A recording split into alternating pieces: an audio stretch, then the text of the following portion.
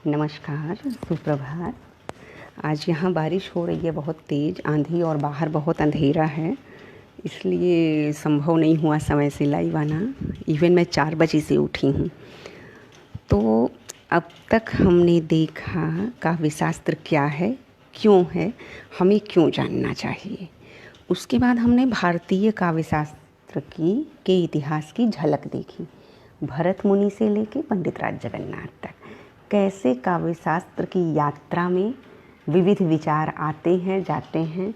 कुछ विचार स्थायित्व बना लेते हैं, कुछ विचारों का खंडन होता है और नए विचारों को स्वीकृति मिलती जाती है। तो हमने जब इस विचार यात्रा को देखा तो फिर उसके बाद अब हम आज पाश्चात्य काव्यशास्त्र, दिनेश भाई अगर मेरी आवाज़ जा रही है तो आप कंफर्म करिए। आज हम पाश्चात्य काव्यशास्त्र की यात्रा को देखेंगे और इसमें हम प्लेटो से लेके रिचर्ड्स तक की विचारों को और यात्राओं को समझेंगे। तो सबसे पहले मैं बता दूं कि 5वीं शताब्दी BC के लगभग होमर के महाकाव्य इलियड और ओडिसी मिलते हैं, वो और भी प्राचीन हैं। और उससे पहले ये था कि जो कवि होता है वह उपदेशक होता है, कवि उपदेशक होता है, दूरदर्शी संत और मार्गदर्शक होता है। लेकिन ऐसे विचारों के ही बीच जब प्लेटो आते हैं यूनान में, आप देखेंगे पाश्चात्य ज्ञान, राजनीति, हर चीज़ का स्रोत आपको यूनान से मिलता है, यूनान ग्रीक सभ्यता से, क्योंकि वही आदि स्रोत है। तो ऐसे में हम देखते हैं कि यूनान के दार्शनिक प्लेटो आते हैं और वो कविता को समाजोपयोगी नहीं स्वीकारते। काव्यशास्त्र के सिद्धांत में सबसे पहले सिद्धांत जो इस्टेब्लिश है वो प्लेटो का, और वो काव्य को समाज के लिए उपयोगी नहीं मानते। इसके उन्होंने कारण बताए हैं। और जाहिर सी बात है, उस समय का कवि जो है अपनी सामाजिक आवश्यकताओं के आधार पर सिद्धांत तय करता है। तो यूनान के प्लेटो के समय में यूनान की अस्थिर व्यवस्था थी, युवा दिग्भ्रमित थे और बहुत सारी समस्याएं थीं। ऐसे में उन्होंने ये कहा कि अगर लोग कविताएं लिखने लगेंगे तो शायद कविताओं से या काव्यशास्त्र से उनके समाज को नया ज्ञान, नया चिंतन नहीं मिलेगा जो उपयोगी हो। उसका कारण उन्होंने क्या दिया, कविता सत्य से बहुत दूर होती है, सत्य का अनुकरण है, और जब सत्य से ज़्यादा जो है दूर है तो कहीं ना कहीं उसमें चीज़ें बस कुछ भी गढ़ लेने की आ जाएंगी, कल्पना प्रधानता हो जाएगी और लोग उसी में आसक्त होने लगेंगे, उसी में उन्हें आनंद मिलने लगेगा। तो ऐसे में समाज को जो चाहिए वो नहीं मिल पाएगा। तो इस आधार पर प्लेटो के विचार उस समय की सामाजिक आवश्यकताओं के अनुकूल थे। तो इसलिए उन्होंने ये लिखा, जैसे आज के समय में हम कहते हैं ना, इंटरनेट से रोटी नहीं डाउनलोड कर सकते, केवल इंटरनेट चलाने से पेट नहीं भरेगा, काम करना पड़ेगा। डेटा फ्री कर देने से इंसान की रोटी कपड़ा घर वाली आवश्यकता नहीं पूरी होगी। इसी तरह की सिद्धांत प्लेटो का रहा है, जिसे लोग कहते हैं कि वो तो गलत लिख दिए कविता के बारे में। ऐसा नहीं है, वे उस समय के समाज की आवश्यकता को देखकर कहे कविता सत्य का अनुकरण है, सत्य से बहुत दूर है, जैसे डाउनलोडेड रोटी से पेट नहीं भरता, अतः समाज के लिए उपयोगी नहीं है। और जैसे ये होता है ना कि इंटरनेट का एडिक्शन लग जाता है तो लोग बाकी काम से दूर हो जाते हैं, उसी तरह से प्लेटो ने कहा कि अगर कविता का व्यसन हो गया तो लोग बाकी काम दाम छोड़कर उसी में लत लग जाएगी और वो दूर हो जाएंगे। तो प्लेटो के सिद्धांत उस समय की सामाजिक आवश्यकताओं को, ज़रूरतों को ध्यान में रखकर थे। खैर, प्लेटो ने 3 आक्षेप लगाए हैं साहित्य पर। कौन कौन से? साहित्य सत्य की छाया का अनुकरण करता है, ठीक, अतः वह अज्ञानजन्य है। सत्य की छाया का अनुकरण करता है, इसलिए अज्ञान है, वो सत्य नहीं है। जैसे हम इंटरनेट पे कोई भी सामग्री अगर देखें, मान लीजिए हमने इंटरनेट से अभी दिल्ली के लाल किले और इंडिया गेट को देखा, तो जो इंटरनेट की छवि है वह तो सत्य नहीं है, वह तो छाया है, इमेज है। सत्य तो वहाँ जाकर उसकी नाप और इंचेज हम ले सकते हैं। तो यह छाया जो है अज्ञानजन्य है, मूल ज्ञान से बहुत दूर है। ये इसी तरह से साहित्य जो होता है वह सत्य मूल ज्ञान से दूर है। ये प्लेटो का विचार है और उस समय के समाज के लिए जो जरूरी है वो होना चाहिए। तो कविता जब साहित्य सत्य की छाया से का अनुकरण करता है, सत्य की छाया का कॉपी करता है, तो यह ओरिजिनल नॉलेज नहीं है। जैसे लोग फेसबुक पर पढ़कर विद्वान बनते हैं, फेसबुक वाले भी कहीं से कॉपी पेस्ट करते हैं और इस तरह से वो लोग भी कई जगह से लाते हैं, तो आप मूल सत्य से दूर हो जाते हैं। तो इस तरह से ये अज्ञानजन्य है, मतलब इसकी विश्वसनीयता अच्छी नहीं है, विश्वसनीयता सुनिश्चित नहीं है। तो इसलिए उन्होंने कहा साहित्य सत्य की छाया का अनुकरण करता है। सत्य इंडिया गेट दिल्ली में है, उसकी छाया इंटरनेट पर है, और उसका अगर हम अनुकरण करें, उसके साथ अपनी इमेज जोड़ कर एक एडिटिंग बना दें, तो ये अज्ञानजन्य है। इसका जो है बहुत अनुकरण का अनुकरण है, ये हमें मूल से दूर कर देता है। दूसरा सत्य से दूर कर दिया, पहला अनुकरण का अनुकरण है, दूसरा सत्य से दूर कर दिया। तीसरा, यह क्षुद्र मानवीय वासनाओं को उभारता है, अतः हानिकारक है। जैसे अभी कोई ऐप डेवलप हो गया कि आप भी जो है लता मंगेशकर की तरह गाना गा सकती हैं, किशोर कुमार या मुकेश की तरह गाना गा सकते हैं। ऐप के माध्यम से आपकी आवाज़ में थोड़ा सा परिवर्तन कर दिया जाएगा। आप देखेंगे कि हर व्यक्ति को आदत पड़ जाएगी उसी काम की, मतलब 1000, पहला 2 शुरू करेगा, 10 शुरू करेंगे, फिर 15, फिर 1000, फिर 10,000। क्यों? जस्ट आकर्षण। तो प्लेटो ने कहा कि कविता साहित्य क्षुद्र मानवीय वासनाओं को उभारता है, इसलिए वो हानिकारक है। तो अगर आप इस संदर्भ में, व्यापक संदर्भ में समझेंगे तो प्लेटो के सिद्धांत एक स्तर पर एकदम सही हैं। जैसे अभी एक क्राइम हो जाए मान लीजिए, तो उस पर जो है कविता लिखने वालों की लाइन, भीड़ आ जाएगी। मंच पर जो एक बार पहुंच जाता है वो हटना नहीं चाहता। आजकल तो मार्केट पब्लिश कराने का है पैसे देके, तो उसमें थोक के भाव पब्लिश हो रहे हैं, बिके ना बिके पब्लिश होंगे। 150 कॉपियाँ छप जाती हैं, बांटते रहते हैं।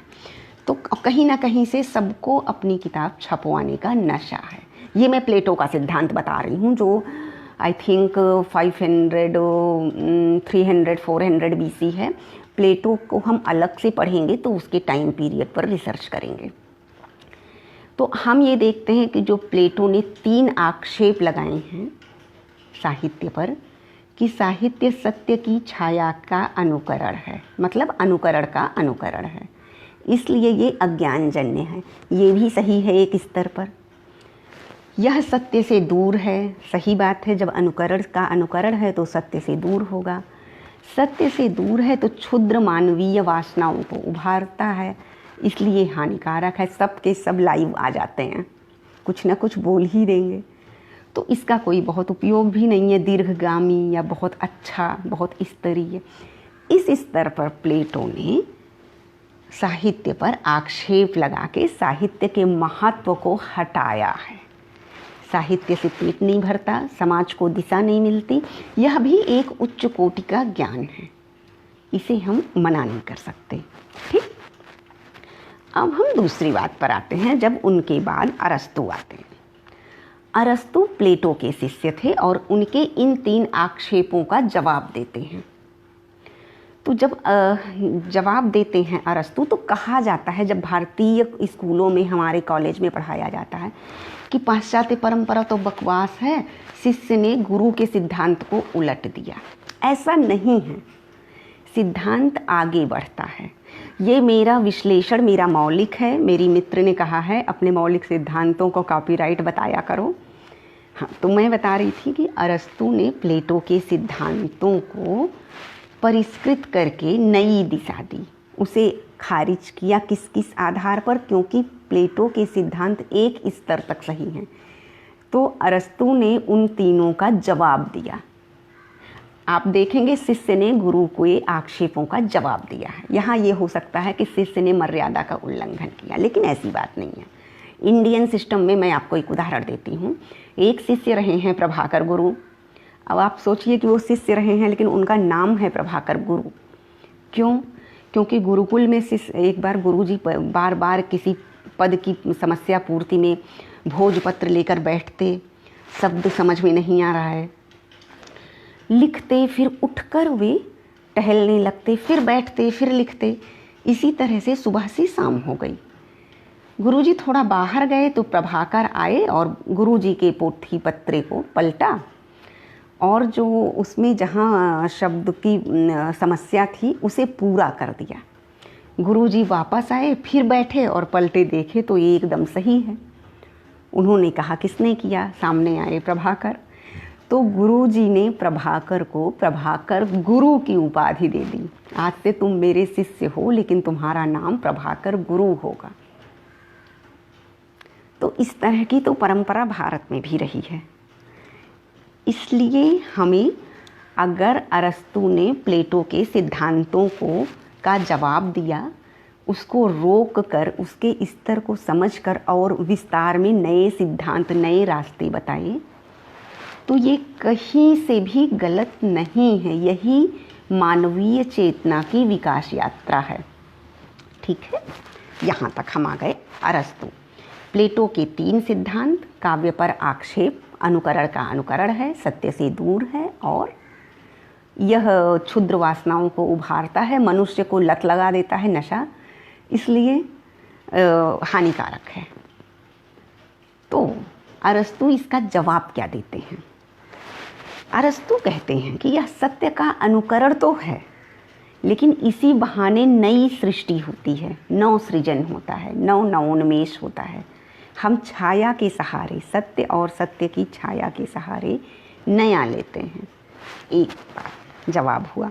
वह सत्य से दूर नहीं होता, बल्कि उसमें इतिहास की अपेक्षा अधिक व्यापक और सार्वभौम सत्य होता है। जैसे अगर हम इंडिया गेट की तस्वीर लिए तो वहाँ जाकर हो सकता है हम उतना ना जानें जितना इंटरनेट से कब इस्टेब्लिश हुआ, कब वो बना और कब कितने टाइम में बना, उसकी जियोग्राफिकल फीचर क्या है, उसकी लंबाई चौड़ाई कितना है। तो इस आधार पर अरस्तु ने कहा कि सत्य से दूर नहीं होता, अपितु इतिहास की और व्यापक और सार्वभौम सत्य होता है। ये भी सही है। इंडिया गेट घूम कर लोग फ़ोटो खींच कर आ जाते हैं, लेकिन इंटरनेट से कहिए बहुत अच्छी जानकारी ले लें। तो अरस्तु ने इस तरह से जवाब दिया है और उन्होंने कहा कि यह वासनाओं का संपोषण नहीं करता, क्षुद्र वासनाओं को, अवचेतन मन को नहीं जगाता, बल्कि विरेचन करता है। आप देखेंगे इतिहास में प्लेटो का सिद्धांत अनुकरण का सिद्धांत है, अरस्तु का सिद्धांत विरेचन का सिद्धांत है। विरेचन मतलब जैसे अगर हम अभी कोई कविता पढ़ रहे हैं तो जो मेरे अपने दुख हैं, तकलीफ़ हैं, टेंशन हैं, सब भूल जाएगा। जो भारतीय काव्य शास्त्र में कहा गया वेद्यांतर स्पर्श शून्य। तो हमें कविता सबसे ऊपर उठाकर एक असीम आनंद, अद्भुत आनंद देती है। मतलब हमारे दुखों को विरेचित करके हमें एक आनंदानुभूति देता है, हमारे भीतर की ही आनंदानुभूति से परिचय कराता है। तो इस तरह से काव्य हो गया। अरस्तु ने ये जवाब दिया कि सत्य का जो है वो नहीं होता, यह अनुकरण नहीं बल्कि इसमें नवीन सृष्टि होती है। यह अत्यधिक प्रामाणिक और सार्वभौम सत्य होता है, व्यापक होता है। दूसरा, यह वासनाओं को जगाता और पोषित करता नहीं, अपितु विरेचित करता है। विरेचित करता है। देखिए कितनी भी तकलीफ हो लोग मुस्कुरा देते हैं एक फ़ोटो खींचते हुए। तो इस तरह से आपके समग्र यथार्थ को, जो कटु यथार्थ को परे करके सत्य एक आपको नई मुस्कान दे देता है। इस तरह से अरस्तु ने कहा। उसके अलावा अरस्तु के साहित्य संबंधी जो विचार हुए वो ज़्यादा लोगों तक फैले और इन्हीं विचारों ने एक अच्छा साहित्य लिखा जाए इसलिए प्रेरित किया। ठीक है, ये हमने नोट्स बनाई है अपनी और उसके आधार पर मैं बोल रही हूँ क्योंकि मूल टेक्स्ट सारे अंग्रेजी में हैं। फिर इस तरह से हम देखते हैं कि कुछ लोगों ने उसमें कमी भी निकाल ली है। वो जब हम अरस्तु को सेपरेट पढ़ेंगे तब उसकी समीक्षा करेंगे। और उसमें जो है उस सबसे बड़ी बात है, उन्होंने काव्य को वास्तविक रूप से समझने का प्रयास किया कि आप किसी को नकारने से अच्छा है कि उसके अंदर की पॉजिटिविटी को समझा जाए। तो जैसे प्लेटो ने नकार दिया साहित्य को और अरस्तु ने उसकी पॉजिटिविटी को समझा और समझाने का प्रयास किया है। इस तरह से प्लेटो ने कहा साहित्य को समाज के लिए उपयोगी होना चाहिए, वह तो अनुकरण है और अज्ञानजन्य है आदि आदि आदि। लेकिन अरस्तु ने साहित्य के आनंद तत्व को बाहर किया, बहिर्भूत किया, अन्वेषण किया और कहा कि यह आनंद को उभारता है और बाकी सारे विकारों को, वासनाओं को विरेचित करके दबा देता है। ये हो गई। तो इस तरह से अरस्तु का काम हुआ कृति को कलात्मकता के रूप में गठित किया, साहित्य को कलात्मकता के रूप में, एक ऐसी कला जो आप फिल्टर कर दे मतलब सभी विकारों, मनोभावों को हटा के आनंद में आपको ले जाए, वेद्यांतर स्पर्श शून्य की अवस्था को में पहुंचा दे। ये अरस्तु ने कहा। अरस्तु के सिद्धांत आज भी प्रामाणिक हैं, प्लेटो के भी हैं एक स्तर तक। अरस्तु ने काव्य के सिद्धांत को व्यापकता दी है। अब हम देखते हैं कि अरस्तु के बाद क्या होता है। यूनान में अलंकार शास्त्र और वक्तृत्व कला पर ग्रंथ लिखे गए। वक्तृत्व कला मतलब अभिव्यक्ति कैसी हो, वक्रोक्ति कला, वक्रोक्ति बोलने की शैली, स्टाइल ऑफ एक ही वाक्य को कितने तरीके से कहा जा सकता है, जैसे इसको वक्रोक्ति से भी समझ सकते हैं और इस बात को तुम थोड़ा घुमा फिरा के कहते तो अच्छा होता, इस तरह से होता है। तो उसके बाद अरस्तु के बाद जो ग्रंथ लिखे गए वो वही काव्य साहित्य का देहवादी धारा रहा। और देहवादी धारा में वक्रोक्ति कला, वक्तृत्व और अलंकार शास्त्र को ही ज़्यादा दिया गया महत्व। फिर हम देखते हैं कि उसके बाद आते हैं लॉन्जाइनस। प्राचीन के 3 ही स्कॉलर हैं, प्लेटो, अरस्तु और लॉन्जाइनस। उसके बाद पूरा अंधकारमय है। तो लॉन्जाइनस जब आते हैं तो वो लिखते हैं कि पाठक या श्रोता को तन्मय कर देना काव्य का लक्ष्य है। वही बात जो साधारणीकरण में है, साधारणीकरण वाला वही है। साहित्य का लक्ष्य जब साधारणीकरण हो जाए, ये लॉन्जाइनस ने कहा है उस समय। तो आप ये देखेंगे यहाँ पाश्चात्य काव्य शास्त्र पढ़ने का एक उद्देश्य ये है कि जब हम पढ़ते हैं तो हम ये देखते हैं कि सत्य एक ही है, लेकिन भौगोलिक भेद में, भाषा के वैविध्य में, चिंतन के वैविध्य में भी सत्य तक पहुँचने के कितने रास्ते बनते हैं। आनंद कहा, अरस्तु ने भी कहा विरेचित करके आनंद में ले जाता है। लॉन्जाइनस ने कहा कि श्रोता या पाठक को तन्मय कर देता है। तो इस तरह से काव्य का लक्ष्य उन्होंने कहा। और यही चीज़ें आपको इंडियन पोएटिक सिस्टम में भी मिलती हैं, भारतीय काव्य शास्त्र में भी मिलती हैं कि भरत मुनि ने कहा है कि दुखार्ता नाम समार्ता नाम सबको जो आनंदित कर दे, और स्त्री बच्चे किसी भी चारों वर्गों के किसी भी जातियों को एक साथ आनंद दे।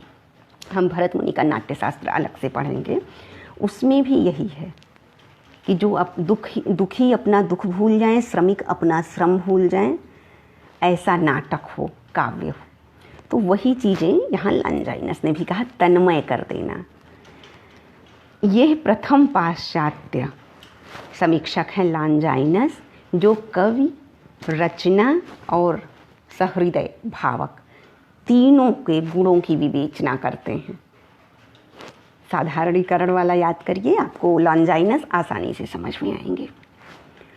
उसके बाद स्कॉट, इन्हीं को जो है स्कॉट जेम्स कहते हैं कि ये प्रथम स्वच्छंदतावादी या सौंदर्यवादी हैं, लॉन्जाइनस।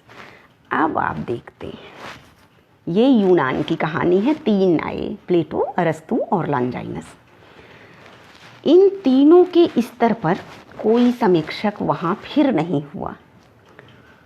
होरेस ने कवियों को काव्य रचना के संबंध में कुछ परामर्श दिए थे, होरेस ने, और उनका सुझाव ऐतिहासिक महत्व है, लेकिन वह स्वतंत्र जो है काव्य शास्त्रीय ग्रंथ नहीं, कवियों के लिए सुझाव भर है। होरेस के विचार अरस्तु से प्रभावित हुए थे।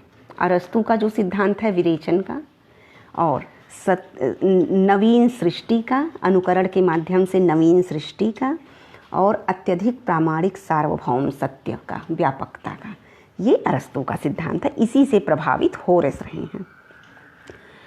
उसके बाद लैटिन समीक्षक आते हैं। पहले मैंने यूनानी की बात की है, अब ये लैटिन की बात कर रहे हैं। लैटिन समीक्षक क्विंटिलियन आते हैं, जिनकी स्टाइल पर वो बात करते हैं। आप इनको रीतिवादी समझ सकते हैं, यह मेरा विचार है, इसको कहीं लिखा नहीं है।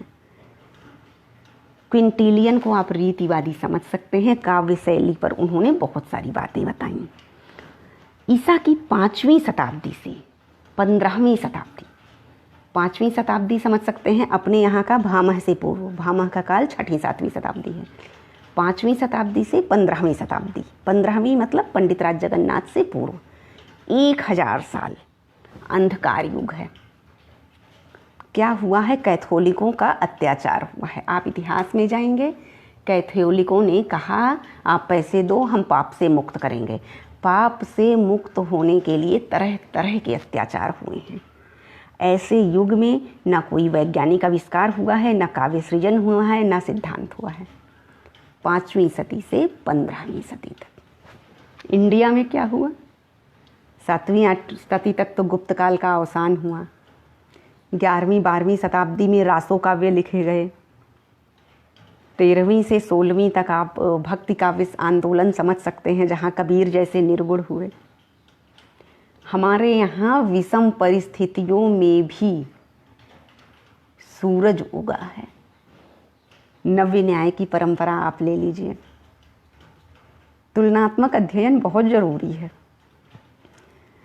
5वीं शताब्दी से 15वीं शताब्दी पाश्चात्य में अंधकार युग रहा है। कोई इतिहास नहीं मिलता, लड़ाई झगड़े और कैथोलिकों के अत्याचार, लड़ाइयाँ। नील नदी में अगर लड़कियों का, महिलाओं का खून डाला जाएगा, काट के बलि चढ़ाई जाएगी, तो उसका पानी नीला से लाल हो जाएगा, रंग बदलेगा। ऐसे ऐसे अंधविश्वास वहाँ थे और हम लोग केवल भारत को कोसते हैं, जबकि भारतीय आस्था ज्ञान प्रधान है, आपको ज्ञान की ओर ले जाती है। ठीक है, तो अब हम पढ़ते हैं कि 15वीं शताब्दी से क्या हुआ। अंग्रेजी साहित्य, अंग्रेजी भाषा 15वीं शताब्दी में अस्तित्व में आई। उससे पहले ग्रीक, लैटिन और यूनानी। आप अंग्रेजी के सारे शब्दों की उत्पत्ति लैटिन में पाएंगे, कुछ एक शब्द ग्रीक से भी हैं। तो कभी भी ये ना देखें कि संस्कृत कम से कम 5000 साल गर्व करें कि आज भी संस्कृत हम लोग की जुबान पर है। अंग्रेजी पूरे विश्व में फैली 15वीं शताब्दी में विकसित हुई है। ठीक है, आप भाषा के इतिहास को अवश्य जानें। लैटिन से विकसित हुई है। यूनान, लैटिन, ग्रीक बहुत स्ट्रॉन्ग संस्कृति को लिए थे, लेकिन हुआ क्या? यूनान, मिस्र, रोमा सब मिट गए। जहाँ से कुछ बात है जो हस्ती मिटती नहीं हमारी। खैर, यहाँ हम 14वीं शताब्दी से 1600 60 मतलब 17वीं शताब्दी की चर्चा करेंगे, जिसमें अंग्रेजी साहित्य डेवलप हुआ और यहाँ से सारे विचारक ऑलमोस्ट अंग्रेजी आए। कवि और कविताओं के माध्यम से या सिद्धांतों के माध्यम से उन्होंने अपने विचार दिए हैं। अब हम देखते हैं कि पुनर्जागरण काल ये हो गया, और वहाँ जब पुनर्जागरण हुआ था तो विज्ञान और सारे क्षेत्रों में हुआ था, एक साथ सब जाग गए थे। तो वहाँ परंपरागत प्रवृत्तियों की परीक्षा हुई। जो पारंपरिक प्लेटो, अरस्तू और लॉन्जाइनस के मत, इधर होरेस और क्विंटिलियन के मत थे, इनका परीक्षण होता है। और जब इनका परीक्षण होता है तो उसमें से कुछ सिद्धांत ग्रहण किए जाते हैं, कुछ छोड़े जाते हैं। अंग्रेजी समीक्षक जब आते हैं तो इटली के मानववाद को अपनाते हैं, मानवीयता को अपना लेते हैं, और प्राचीन मत को, प्लेटो, अरस्तू, लॉन्जाइनस के मत को वहीं तक स्वीकार करते हैं जहाँ तक उनका दृष्टिकोण मानवीय हो। मानवीयता को स्वीकार करते, एक मानक तय करते देते हैं, मानदंड। ये हो गया अंग्रेजी समीक्षक साहित्यकार। इटली के सिद्धांतों से मानवीयता को चुन लेते हैं। उसके बाद जब हम देखते हैं, थोड़ा सा आगे बढ़ते हैं, तो कौन कौन से आते हैं? जॉन कॉलेट, इरास्मस और विवेस।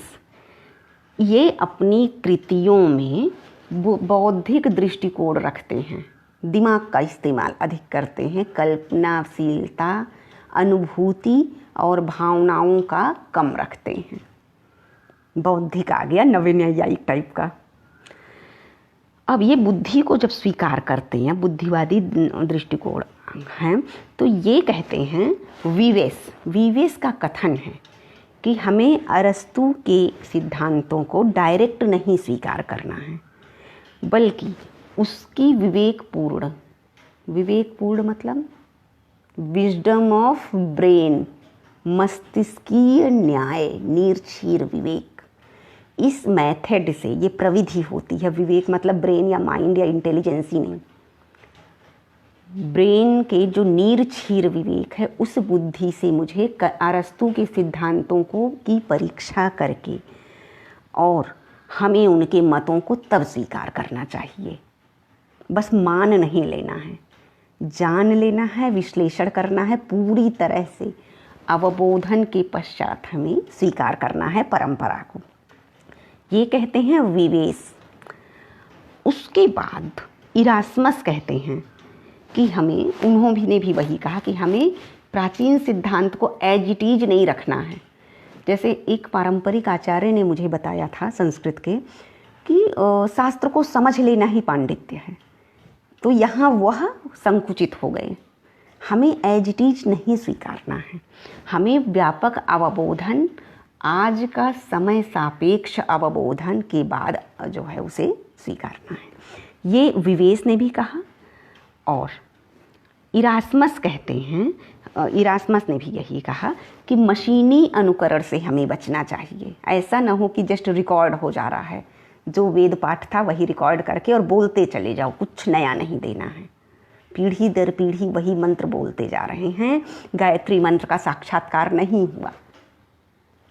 तो ये अंधा अनुकरण से हमें बचना होगा। ये दो स्कॉलर विवेस और इरास्मस कहते हैं। इन्होंने वस्तु और शैली दोनों को बहुत इम्पॉर्टेंट माना। वस्तु मतलब जो कथ्य है प्राचीन का, अंतर वस्तु। शैली, जिस शैली स्टाइल में आप आज प्रस्तुत कर रहे हैं, मतलब एंसेंट इंटेलिजेंसी, एंसेंट बौद्धिक परंपरा को आज हम कितना रोचक बनाकर प्रस्तुत कर दें। जैसे मैं किसी उपनिषद के आख्यान का एक छोटा सा ड्रामा बनाऊं, नुक्कड़ नाटक बनाऊं कि लोग उपनिषद की ओर प्रेरित हो जाएं नुक्कड़ नाटक के माध्यम से। तो एक हुआ मूल की वस्तु और दूसरी हो गई शैली। अब हम आगे बढ़ते हैं। यहाँ हमने 3 विद्वानों को देखा, जॉन कॉलेट, इरास्मस और विवेस। बहुत अच्छे विचारक थे, बुद्धिवादी थे, विश्लेषण और चिंतन को महत्व देते थे। आगे हम आते हैं 1570 में। जहाँ पर साहित्य की प्रकृति और कला को लेकर सीरियसनेस आई, आर्ट को लेकर सीरियसनेस आई, कुछ भी नहीं लिखा जा सकता है, बहुत सोच समझ कर लिखना होगा। ठीक है, तो ये जो सीरियसनेस आई इस पर हम चर्चा करेंगे। इसमें जो है कुछ सुधारवादी विचारक आए, उन्होंने साहित्य को अनैतिक बता दिया। जैसे कोई श्रृंगारिक कविता लिख दिया तो कह दो अरे ये तो आचरणहीन है।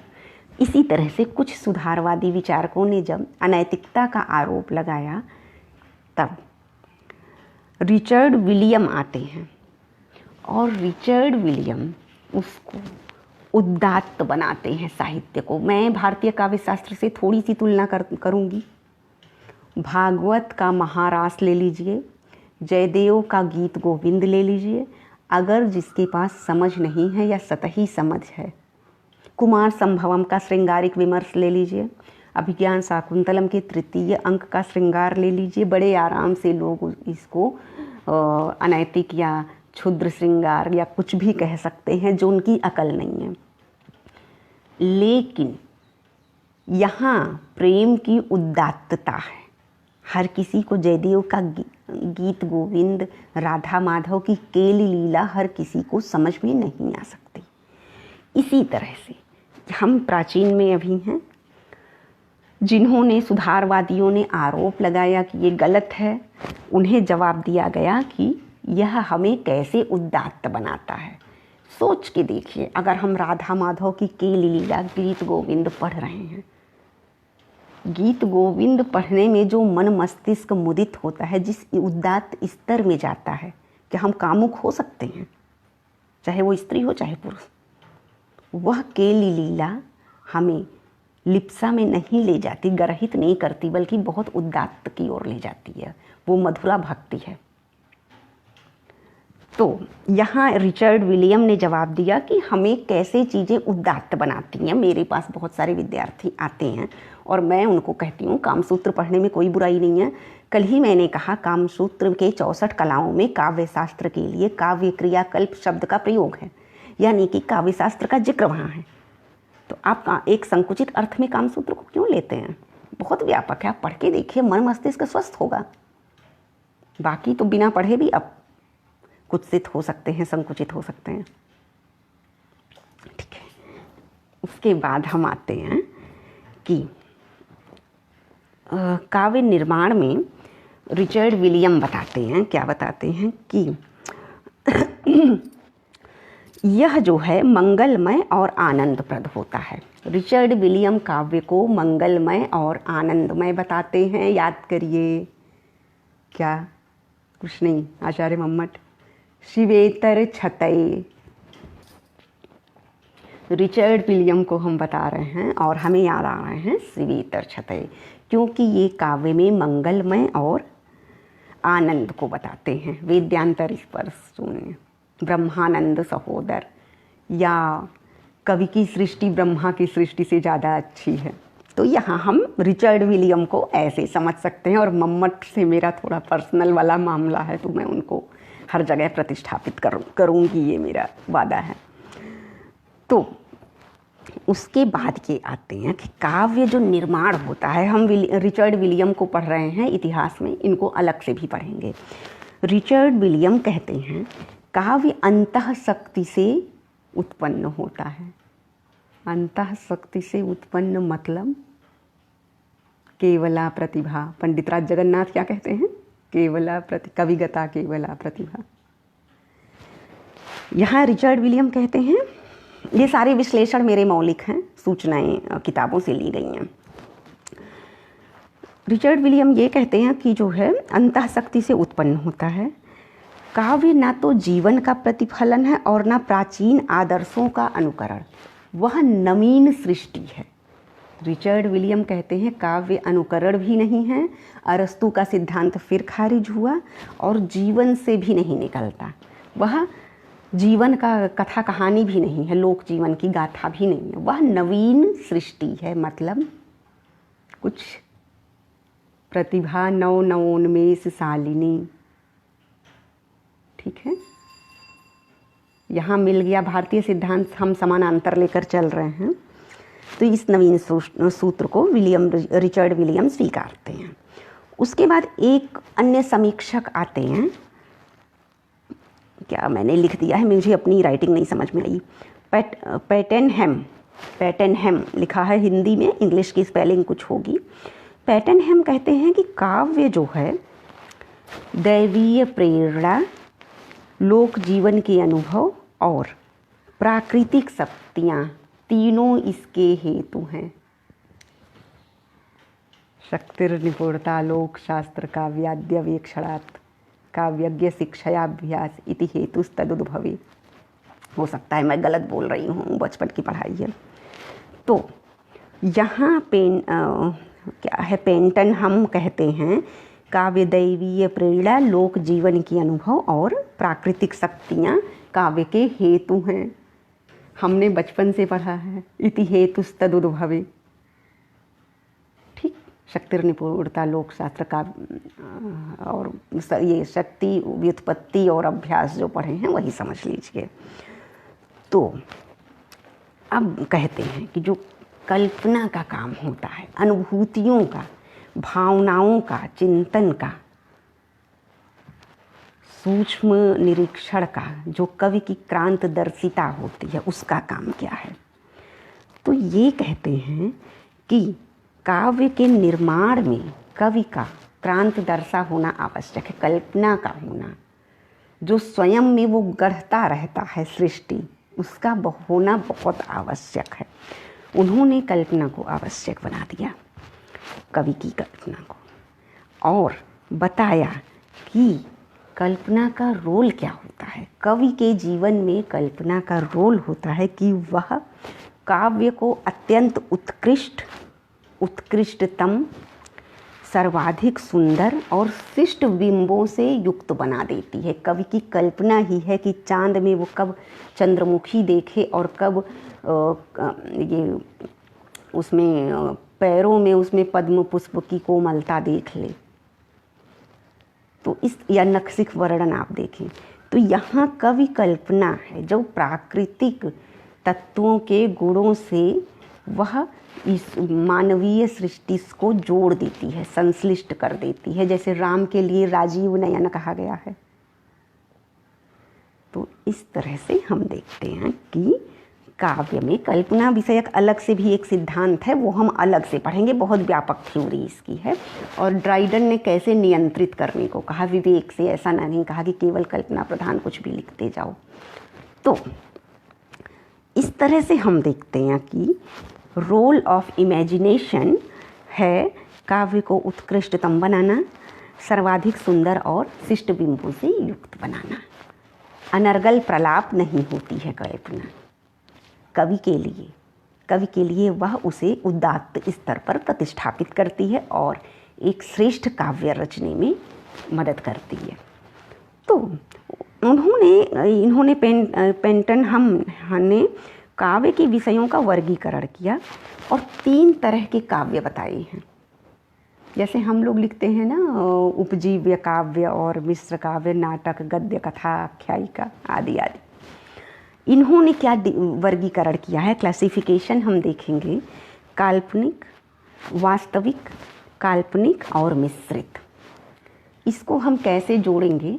वास्तविक काव्य जैसे रघुवंशम या रामायण महाभारत से जो निकले हुए हैं, काल्पनिक काव्य जैसे नल दमयंती या और भी एकाध हैं जिनका उपजीव्य नहीं मिलता है। उसके बाद तीसरे हम आते हैं मिश्रित काव्य, जिसे वास्तविक से लेकर और काल्पनिक रूप से गढ़ दिया जाए। हम यहाँ पाश्चात्य काव्य शास्त्र की विकास यात्रा पढ़ रहे हैं। हमें पाश्चात्य काव्य शास्त्र अच्छे से समझ में आए, इसलिए हम भारतीय काव्य शास्त्र को उससे जोड़ते हुए उसका उदाहरण दे रहे हैं। अब हम आते हैं काव्य के उद्देश्य पर पेंटहम के द्वारा, जहाँ वो कहते हैं शिक्षा देना है, आनंद देना है, दोनों काव्य का लक्ष्य है। शिक्षा और आनंद देना, ये चीज़ें आपको भारतीय काव्य के उद्देश्य में मिल जाएंगी, जो कांता सम्मित उपदेश योजे और लोक व्यवहार की शिक्षा देना कुंतक ने बहुत अच्छा कहा है। उसके बाद आनंद मूल्य को अधिक महत्व इन्होंने, पेंटहम ने भी दिया है। पेंटम ने आनंद मूल्य को अधिक महत्व दिया है। ये कोई भाई साहब हमें कमेंट लिख रहे हैं कि हम विदेशियों का नाम ना लें। हमें विदेशियों को जानना बहुत ज़रूरी है अपने ज्ञान के विस्तार के लिए। जब हम सबको जानेंगे तब हम सबसे ज़्यादा महत्व अपने आप को दे पाएंगे। ठीक है। और अभी जो हमारा विषय है वो है पाश्चात्य काव्य शास्त्र का इतिहास। ठीक। यहाँ हम भारतीयों को इसलिए जोड़ रहे हैं कि जो कम पढ़े हैं पाश्चात्य काव्य शास्त्र को उन्हें आसानी से समझ में आए। ठीक है। उसके बाद इन्होंने पेंटम ने आनंद को, तो पेंटम एकदम सिमिलर दिखते हैं। इसको वेदांत की भाषा में कहें तो स्थूल शरीर का भेद होता है और सूक्ष्म शरीर सबको में, सूक्ष्म शरीर की समष्टि में सूत्रात्मा सबको एक सूत्र में बांधे रहती है। तो यहाँ उसका निदर्शन है सूक्ष्म शरीर की सूत्रात्मा समष्टि का। पेंटम की मान्यता और भी बहुत सारी महत्वपूर्ण है। पेंटम को क्या है, पटेनहम हमने नोट किया है। पटेनहम को हम अलग से फिर से समझेंगे, जो कवि को औचित्य का ध्यान रखना सिखाते हैं। औचित्य का ध्यान रखना सिखाते हैं और अलंकार को थोड़ा सा कम सपोर्ट करते हैं। पटेनहम अलंकार को जब थोड़ा सा कम सपोर्ट करते हैं, कहते हैं कि औचित्य को, उद्देश्य को ध्यान में रखो और अलंकारों का साइलेंट प्रयोग करो। तो हमें याद आते हैं मम्मट की अनलंकृति और सगुणव। औचित्य का महत्व सगुणव और अनलंकृति। मम्मट की व्यापकता को आप देखिए, मम्मट कहाँ तक विस्तारित हैं। पटेनहम को हम 16वीं शताब्दी में पढ़ रहे हैं और मम्मट 11वीं शताब्दी में। ठीक। उसके बाद हम आते हैं बेन जॉनसन पर। बेन जॉनसन ने डिस्कवरीज लिखी जिसमें उन्होंने स्वस्थ विचार और उपयुक्त शैली को काव्य के लिए आवश्यक माना है। उसके बाद काव्य में हेतुओं के अंतर्गत उन्होंने प्रतिभा और अभ्यास के बाद महान कवियों के अनुकरण के व्यापक अध्ययन का जोर दिया, जो कि हम व्युत्पत्ति समझ सकते हैं। व्युत्पत्ति मतलब के अंतर्गत महान कवियों का अनुकरण आप करें, कॉपी करने का प्रयास करें और व्यापक अध्ययन करें, तब आपकी काव्य में गुणवत्ता आ सकती है। इसके अतिरिक्त प्रतिभा और निरंतर अभ्यास को भी महत्व दिया। इन्होंने व्युत्पत्ति को व्यापक ढंग से परिभाषित किया। किन्होंने? बेन जॉनसन ने। उसके बाद बेन जॉनसन को हम देखते हैं कि ये पूर्वाचार्यों को फॉलो करने की बात करते हैं, अनुकरण की बात करते हैं और लोक शास्त्र को व्यापक रूप से पढ़ने की बात करते हैं, प्रतिभा और अभ्यास के साथ ही।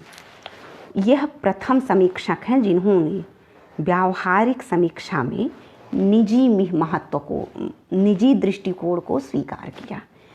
व्यावहारिक समीक्षा में आप सारे सिद्धांतों को लेते हुए अपना निजी दृष्टिकोण समझिए और इनका निजी दृष्टिकोण, इंडिविजुअल व्यू, अपने महत्व को दर्शाता है कि हम उस परम चैतन्य के का अंश से अखंड रूप में, व्यष्टि रूप में है।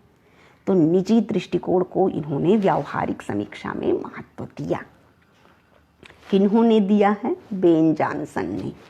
इन लोग को हम अलग अलग से भी पढ़ेंगे, अभी बस सूचनाएं हैं। उसके बाद हम नव क्लासिकवाद पर आते हैं। अरे अभी बहुत ज़्यादा है, आज हो नहीं पाएगा। नव क्लासिकवाद पर जब हम आते हैं तो 16वीं शताब्दी का अंत होते होते समीक्षकों ने साहित्य रचना में व्यवस्था लाई। जब साहित्य रचना में व्यवस्था लाने लगे नव क्लासिक वाले, तो साहित्य के नियम बनाने लगे और जब नियम बनाने लगे तो साहित्यकारों के लिए आचरण संहिता बनने लगी। आचरण संहिता जो पहली प्रस्तुत की वो बोयलो ने प्रस्तुत की। बोयलो ने साहित्यकारों के लिए आचरण संहिता प्रस्तुत की है। अपनी कृति, बोयलो की कृति का नाम आर्ट पोएटिक है। इसमें उन्होंने उद्देश्य, काव्य शैली, काव्य प्रकृति और काव्य रूपों के विषय में नियम निर्धारित कर दिए। उन्होंने कवियों को परामर्श देते हुए कहा कि प्राचीन कवियों का अनुकरण तो करना चाहिए, लेकिन संभावनाओं पर और औचित्य पर पूरा ध्यान रखना चाहिए। और नवीन संभावनाएं क्या हो सकती हैं और आज के समय की मांग क्या है, इस पर हमें बोएलो कहते हैं आर्ट पोएटिक में। संभावनीयता और औचित्य, पूर्वाचार्यों को आप लेकर चलें लेकिन और औचित्य का ध्यान रखें। काव्य की वस्तु अंतर तत्व के संबंध में उन्होंने कहा कि सामान्य प्रकृति की वस्तु पर ही काव्य लिखें, और ये बोएलो का मत है। और सामान्य उनका मत था। उसके अलावा नियम संहिता से क्या हुआ कि साहित्य बंधी बंधाई परंपरा पर चलने लगा। बोएलो ने जो साहित्यकारों के लिए आचार संहिता दी, उसके लिए साहित्य एक लीक पर चलने लगा, और जब लीक पर चलने लगा तो लोग प्राचीन लेखकों का अनुकरण करने लगे और नियम पालन इतना रूढ़ हो गया कि मौलिकता की आत्मा घुटने लगती है। रिजल्ट क्या होता है, जब आप एकदम लीक पर चलेंगे तो एकदम बोरिंग, उबाऊ, आत्मा घुटने लगी। इसी में जब साहित्य नियमों में कसा था, साहित्यकार के लिए आचार संहिता लिखी गई, लोग उसे फॉलो करने लगे, तो विद्रोह के रूप में स्वच्छंदतावाद का जन्म होता है। स्वच्छंदतावाद का जब जन्म होता है विद्रोह के लिए, इसी में सेंट एब्रमो आते हैं, और सेंट एब्रमो कहते हैं कि नियम उपयोगी तो होता है लेकिन बुद्धि कल्पना का सुधार कर सकती है। हमें अपनी भी बुद्धि का उपयोग करना चाहिए। इन दोनों का प्रयोग सीमित होना चाहिए। कल्पना और बौद्धिकता का प्रयोग सीमित होना चाहिए, लेकिन होना चाहिए। उसके बाद त्रासदी, पहले के वहाँ का काव्य पाश्चात्य का दो ही विभाजन है, कॉमेडी और त्रासदी, सुखांत और दुखांत। दुखांत काव्य में बहुत ज़्यादा क्या बोलेंगे, अतिशयोक्ति का प्रयोग ना हो, अति प्राकृत प्रयोग से बचना चाहिए ट्रेजेडी में, त्रासदी में, और इसका सीमित प्रयोग हो। और क्योंकि अति प्राकृत, अतिशयोक्तियों पर कोई विश्वास नहीं करता, इसलिए फिर से काव्य अविश्वसनीय बनता चला जाएगा। तो त्रासदी में केवल मानवीय पीड़ा या दुख का वर्णन न करके त्रासदी में मानवीय उदात्त को दिखाएं। अगर आप ट्रेजेडी लिख रहे हैं नाटक में, तो केवल दुख, रोना धोना के अलावा कोई उस दुख को कैसे सहन कर रहा है, कैसे उससे बाहर आ रहा है, यह भी दिखाएं। यह इनकी मौलिकता है, सेंट एब्रमो की। ट्रेजेडी में उदात्तता लाएं, केवल अतिशयोक्ति और रोना धोना, तकलीफ़ें ही मत दिखाएं। विरह में केवल नायिका कृष नहीं हो जाती है, कभी कभी नायिका बहुत कुछ कलात्मक भी कर सकती है, तो कुछ नया दिखाएं। जैसे विरह में हेममाली ने मेघदूतम लिखा, तो केवल उसका रोना धोना नहीं, उसकी यह क्षमता भी दिखाना चाहिए ट्रेजेडी में। खैर, सेंट एब्रमो ने साहित्य और मनोवैज्ञानिक अध्ययन पर की प्रवृत्ति पर बल दिया। साहित्यकार को युग की पृष्ठभूमि में देखने की प्रेरणा दी। साहित्यकार को पूर्वाचार्यों का अनुकरण न करें, उन्हें अपनी पृष्ठभूमि में रखकर उनसे प्रेरणा लेकर नवसृजन करें। इस तरह 17वीं शताब्दी में क्या आया, नव क्लासिकवाद। नव क्लासिकवाद कैसे, पूर्वाचार्यों की प्रेरणा अनुकरण न करके उन्हें पृष्ठभूमि में रखकर उनसे प्रेरित होकर नया लिखें, विवेक और कल्पना का सीमित उपयोग करें।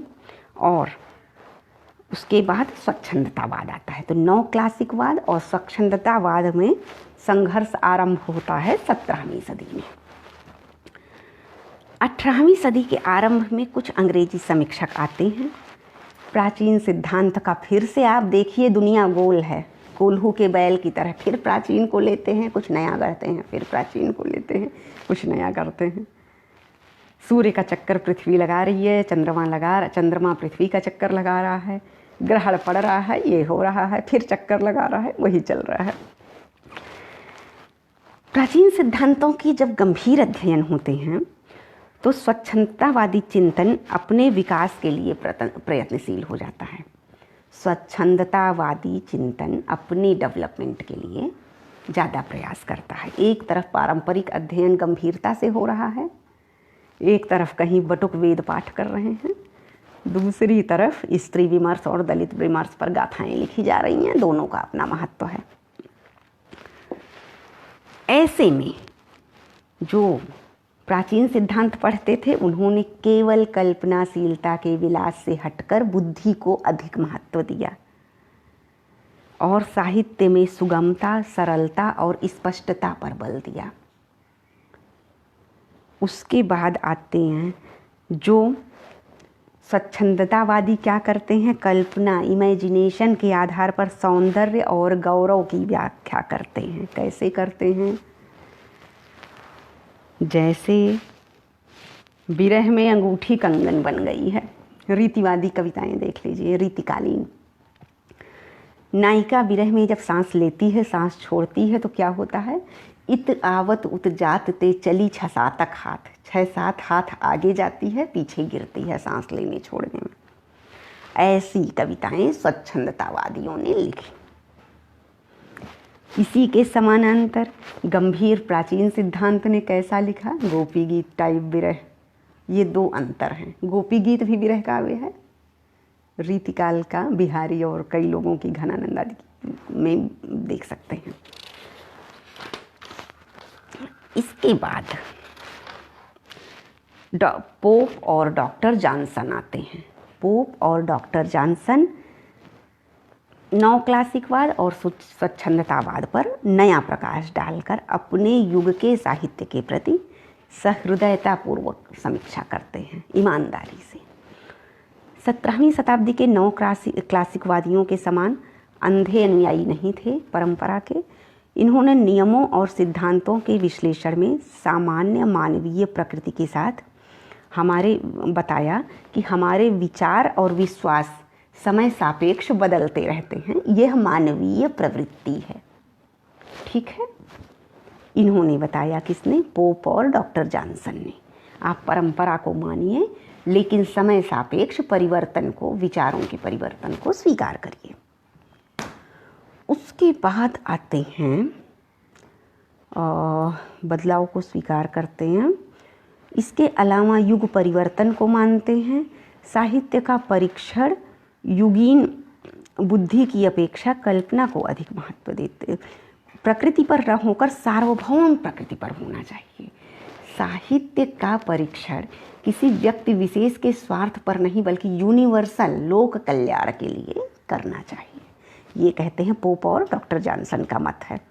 इसके बाद आते हैं एडिसन, जिन्होंने बुद्धि की अपेक्षा कल्पना को अधिक महत्व दिया, इमेजिनेशन, भावनाओं को, और वह महत्व देकर कहा कि कवि का प्रधान लक्ष्य कल्पना को प्रभावित करना होना चाहिए। एकदम इमोशनल हो जाए पब्लिक, ऐसा लिखो कि एकदम उसकी भावनाएं जाग जाएं, स्थायी भाव उद्दीप्त हो जाएं। ये इन्होंने एडिसन ने कहा। शैली के क्षेत्र में भी मतभेद रहा। प्राचीनतावादी कहते हैं शैली प्रसाद गुण संपन्न होनी चाहिए, गद्य के समान स्पष्टता और सुबोधता होनी चाहिए। ये कहते हैं नव्य क्लासिकवाद, नियो क्लासिकल। स्वच्छंदतावादी रीतिबद्ध शैली का विरोध करते हैं, विजडम ऑफ ब्रेन, छंद मुक्त लिखो। और कुल मिलाकर 18वीं शताब्दी में बुद्धि विवेक का युग था, विजडम ऑफ ब्रेन का। उत्तरार्ध में नवीन स्वच्छंदतावादी आते हैं, नियो लिबरल। प्रकृति और प्राचीनतावाद को परास्त करने में वो सफल भी हो जाते हैं और स्वच्छंदतावाद का बोलबाला हो जाता है। बड़ा पाश्चात्य में फिर कुछ भी लिखा जाने लगा। उसके बाद 18वीं शताब्दी में आते हैं 1798 में वर्ड्सवर्थ ने का प्रकाशित हुआ लिरिकल बैलेट्स। वह एक महत्वपूर्ण घटना थी। और उसके बाद अंग्रेजी साहित्य में स्वच्छंदतावाद का प्राबल्य बढ़ा, खुल गए छंद के बंध रजत के पास। उसके बाद फ्रांस की क्रांति ने रूसो, वॉल्टेयर, गेटे की विचारधारा और कृतियों ने प्रवृत्ति को नई शक्ति और नई दिशा दी। किसने? रूसो, वॉल्टेयर एंड गेटे। गेटे कौन था जो शाकुंतलम पढ़कर पगलाया था? गेटे इंस्टीट्यूट जर्मनी में है। उसने अंग्रेजी अनुवाद पढ़ा था, फिर जर्मन अनुवाद किया उसने, गेटे ने। अनुवाद का अनुवाद पढ़ के शाकुंतलम की भावनाओं, इमोशंस को देख के पागल हो गया था। वही गेटे ने कृतियों की प्रवृत्ति को नई शक्ति और नई दिशा दी। शाकुंतलम की यात्रा देख लीजिए। उसके बाद काव्य में आनंद मूल्य प्रधान हुए, ब्रह्मानंद सहोदर, और 18वीं शताब्दी की रीति रूढ़ता से मुक्त हो गई। आगे बढ़ती है काव्य की दिशा। हम आज यहाँ ख़त्म करें, कल आएंगे क्योंकि 8 बज रहा है और भी काम होते हैं। तो यहाँ तक हम देखते हैं क्योंकि अभी लगभग ये आधे घंटे चलेगा। कल हम वर्ड्सवर्थ के लिरिकल बैलेट्स में पार्ट 2 जोड़ेंगे। ठीक है, तब तक के लिए नमस्कार। और उसके बाद हम आरंभ करेंगे काव्य हेतु, काव्य प्रयोजन और काव्य लक्षण। उसमें भी भारतीय और पाश्चात्य दोनों के विचारों को लेकर चलेंगे। अगर आप वसुधैव कुटुंबकम को मानते हैं तो पाश्चात्य पढ़ने में आपको कोई झिझक नहीं होनी चाहिए। और सत्य एक होता है, उसे कौन कैसे देखता है, किन परिस्थितियों में देखकर चिंतन और सिद्धांत गढ़ता है, उसकी समय का इतिहास और समाज विज्ञान जानना चाहिए, मनोविज्ञान जानना चाहिए। तुरंत किसी को नकारने से अच्छा है कि पूरी तरह से पढ़कर समझकर तब आप उसे नकारें, और ऐसे मत मना करें, उस पर नया सिद्धांत गढ़ के मना करें। ठीक है, तो आज हमने प्लेटो, अरस्तु, लॉन्जाइनस, उसके बाद के कुछ आचार्यों को पढ़ा, classical, neo classical, liberal, neo liberal पढ़ा। अब हम कल 18वीं शताब्दी के वर्ड्सवर्थ के लिरिकल बैलेट से फिर से आरंभ करेंगे। आज हम बल्कि उससे आगे बढ़े हैं, लेकिन थोड़ा सा फ्लैशबैक से आरंभ करेंगे। तो मुझे लगता है कि आज के लिए इतना ठीक है। आप सभी को अभिरुचि होनी चाहिए। विपुला च पृथ्वी, पूरी पृथ्वी अगर हमारी माता है तो हर छोर का ज्ञान जानो, हर छोर का ज्ञान जानना चाहिए। संकुचित मत बने, रटी रटाई परंपरा को विस्तार दें। अगर हम सब जानेंगे तभी हमारे शास्त्र को व्यापक फलक मिलेगा हमारे माध्यम से। तो फिर सबको धन्यवाद, नमस्कार। आप कमेंट में अवश्य बताएं कि कैसा लगा। Thank you, thanks a lot.